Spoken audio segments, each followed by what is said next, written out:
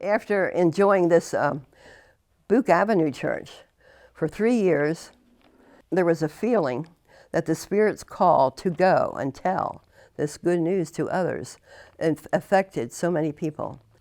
And the one that we got to know was Ruth and Hershey Balmer and their 2 children. He came up in front one church morning there at our little church and said he felt a call. He was praying and praying. What shall I do? Shall I keep doing what I'm doing? He had a little farm up here in Lancaster area. And he said, do I feel to stay here and just farm? He said, no, I want to do something for the Lord. I want to find a work, but where shall I go? He said. This was in his testimony. And so he said he prayed and prayed.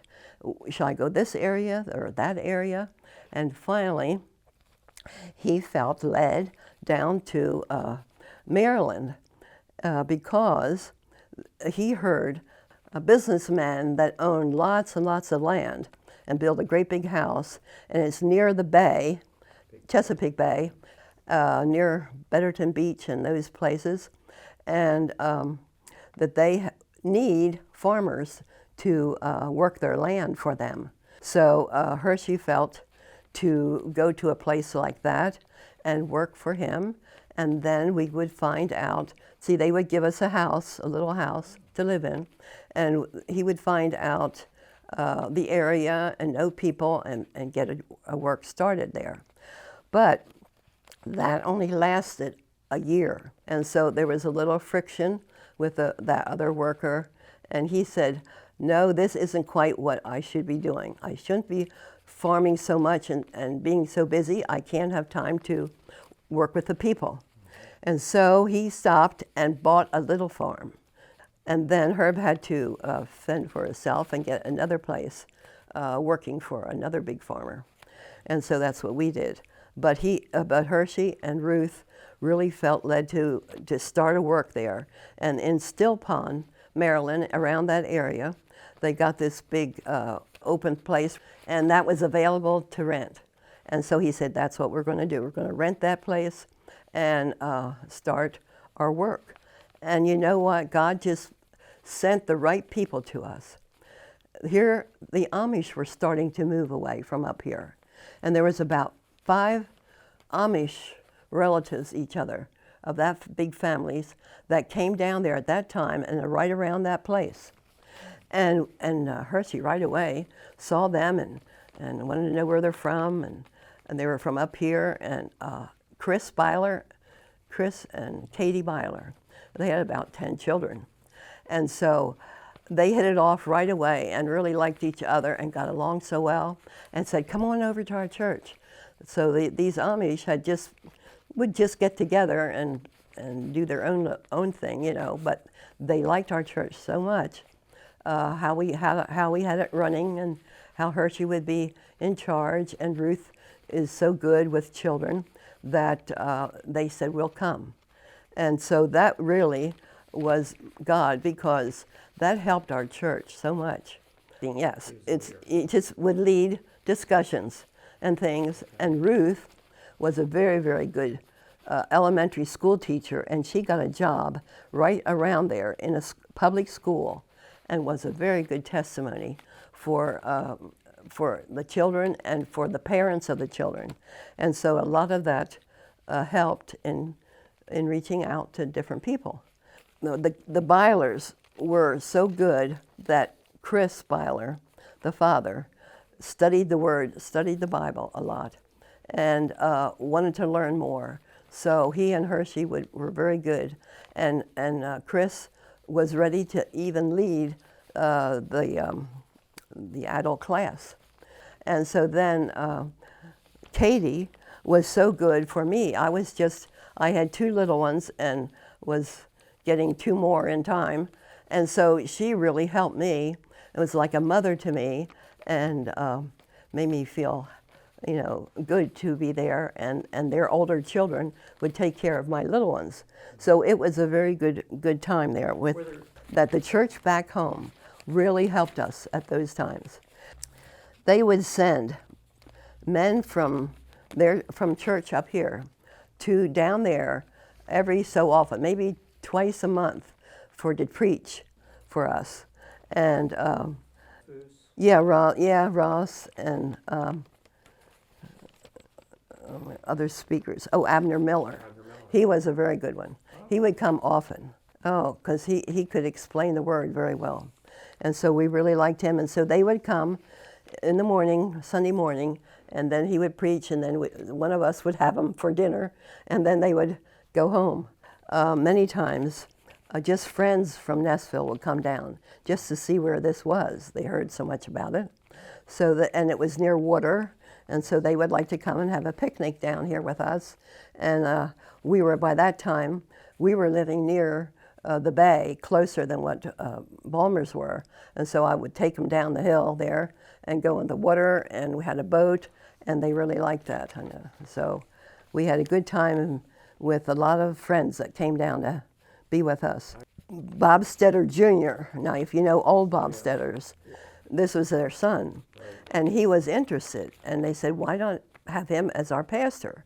So he was made to be our first pastor, and they were there for a couple years.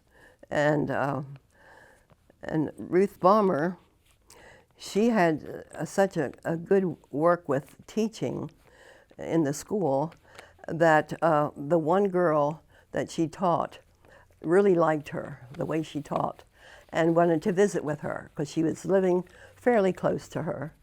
And she didn't have a father right close.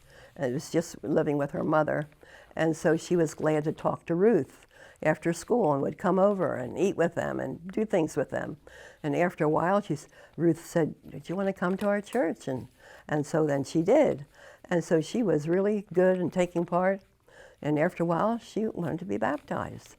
And so the future of that happened with her after we left, because after 5 years there, Herb's father called and said, "I'm getting too old now. Take care of the farm. You better get home, or I'm going to have to sell the cows." So he said, "Okay, I guess that means God wants us to come back." And so I really didn't know if I wanted to. It was hard for me. But I really said, "Oh, do we really have to go? Look, we're just getting into it." And Herb they trusted him for all the singing, and I was getting into it anyway. But finally the Lord told me, "It's time." I said, "All right." So we got back, and then in this time, this girl that Ruth was ministering to, Ruth said, "Look, you're getting older, and you've done high school." No, she didn't have high school yet. And she said, "Look, I'm going to send you up to LMH because you need good people to help you through." And so this girl she was happy. And so I think they must have got the money through the church to send her up there. So she was up here at the school for 4 years. And in that time, she met this man, this fella. His last name is Book. She married him. And they were missionaries. And they had children. And they went to other countries and came back. And they came to our church at Nashville.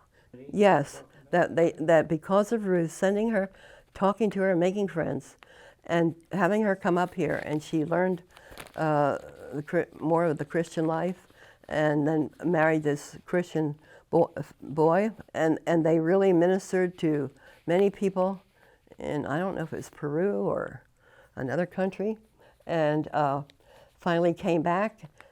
So I really feel that this all was God's leading, even though some things weren't, good at sometimes.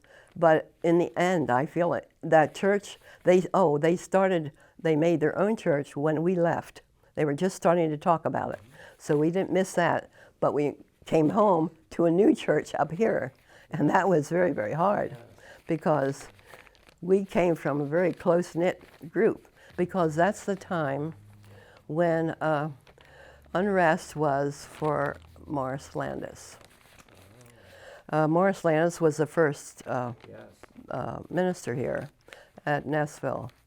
And when we were down there and came back, some of the head fellows from church came over to visit us and said things aren't quite the way they were. And so that was so hard. We couldn't not understand why there was something against them.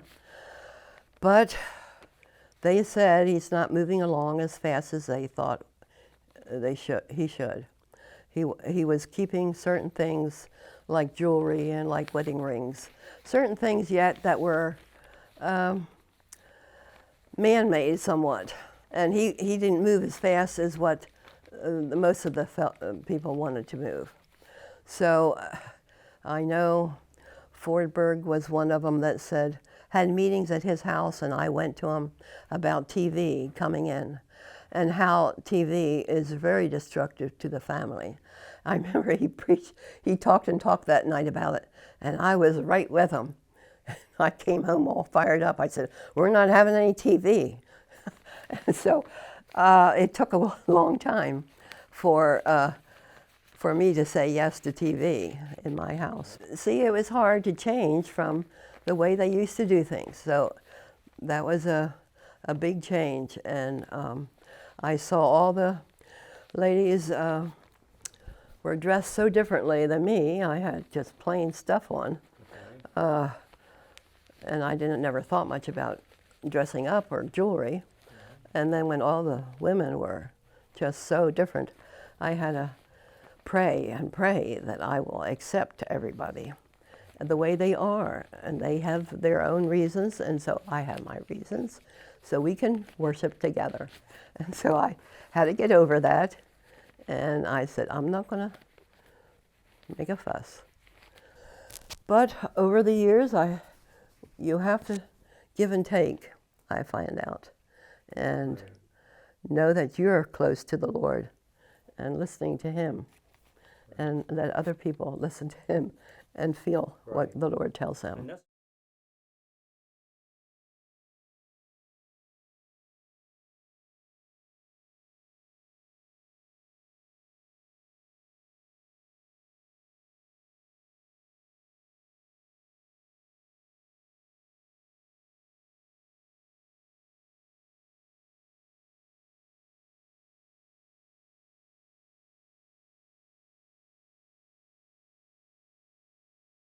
Heard our church was planning on sending a team to Kentucky to help for a week to help needy people with their homes and fix them up, because a lot of them were way out in different areas that are poor, and either there was a single lady, or the place we went to was her husband wasn't able to fix her house. And so when we got together and as a group first, before we went out to the homes, they asked us, what can we do? Can we hammer nails? Can we paint? Are able to do whatever they ask us to do? So that was nice that they asked us first.